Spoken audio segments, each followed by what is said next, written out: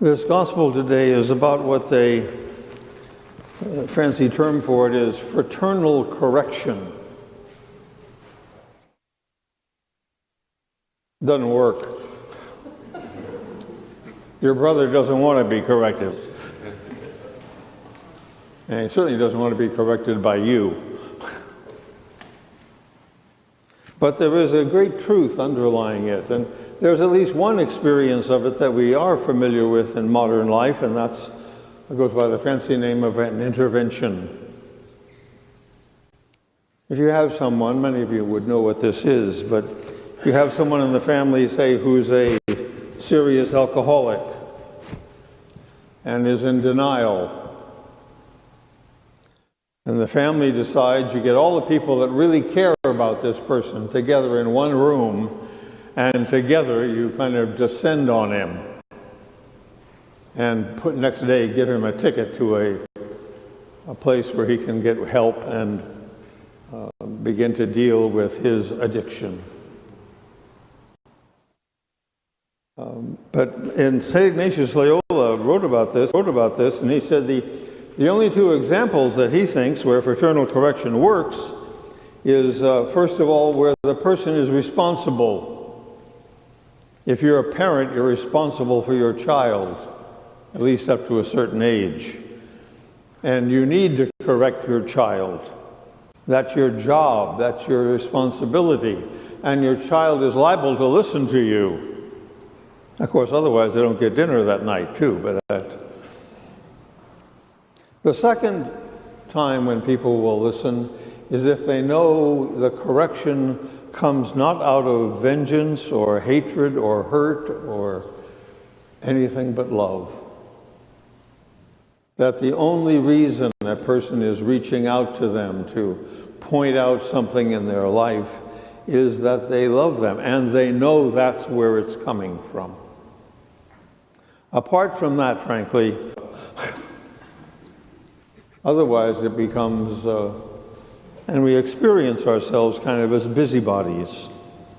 Because the fact is, who is without fault?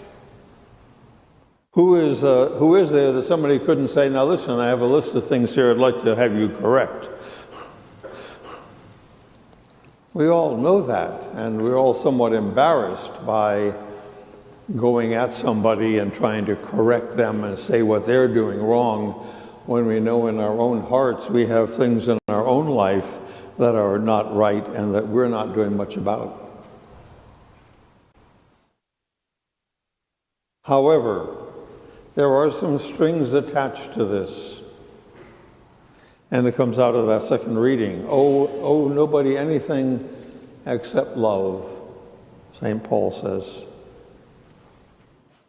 If I really care about you, even when you're messing up something, I'm either going to talk to you or I'm going to shut up about it. I'm not going to talk to 14 other people about it. And that's what we tend to do. Rather than deal with you directly, and whatever, phone my sister, I'm going to phone my cousin, I'm going to talk to my neighbor, I'm going to have a conversation with my sewing group, and then when the church group gathers, I'll talk to them about it. That's called gossip.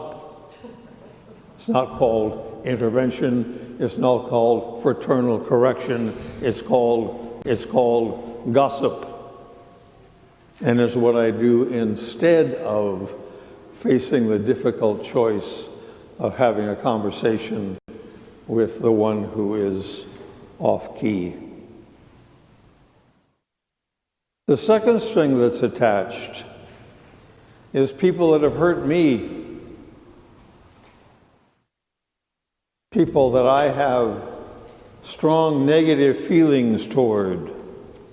They've hurt me or they've hurt people that I love. And I know I should forgive them as a Christian, but I just don't feel it. I just can't do it. I think I've talked about this before, but it's a very important thing because I think an awful lot of people torture themselves with this. It makes no difference what you feel. Who cares what you feel? You make a decision to forgive. That's where forgiveness lies, in the will, not in the emotions. And so you decide to forgive this person in your heart before God. And the sign that you have truly forgiven this person is you pray for them. You ask God's blessing upon them. You ask that God show them and guide them. That is forgiveness, no matter how you feel. And if you truly forgive from your heart, eventually your feelings will catch up with you. Not right away, but eventually. Love, too, is not just an emotion. It's not having warm feelings towards somebody.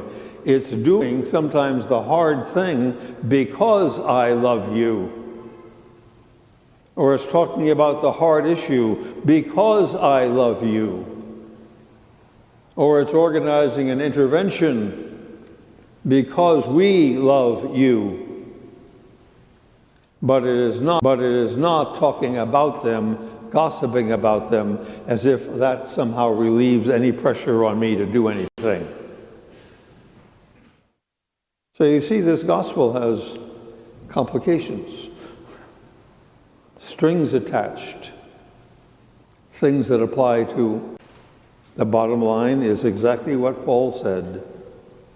Owe nothing to anybody except love. But love that truly is love from the heart, from the will, from the decision, from the action, regardless of how I